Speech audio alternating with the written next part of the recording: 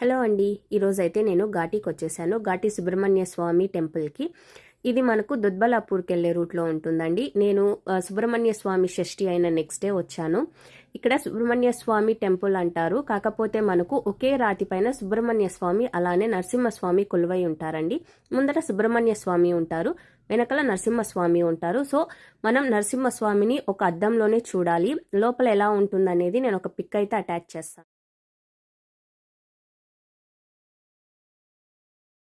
ఇక్కడ టెంపుల్ ముందరే సుబ్రహ్మణ్య స్వామి ఇలా నాగపడగలతో ఉన్నట్టయితే ముందరే కనిపిస్తుందండి. ఇక్కడ ఇంతే కాదండి, చాలా నాగప్రతిష్టలు కూడా ఉంటాయి. కొంతమంది మొక్కుకొని చేసిన వాళ్ళు ఉన్నారు, ఇంకొన్ని దేవాలయం వారే చేసినవి ఉన్నాయి.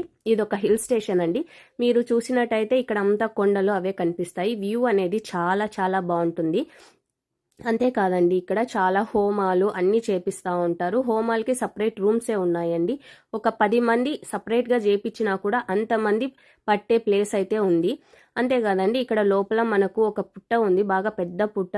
పుట్టతో పాటు ఒక పెద్ద నాగ విగ్రహం కూడా ఉందండి లోపల. చూడడానికి ఇంకా బాగుంటుంది. ఈ వీడియో అయితే ఇంతే అండి. Thank you for watching this video. Please like, share and subscribe to my channel. Thank you. By.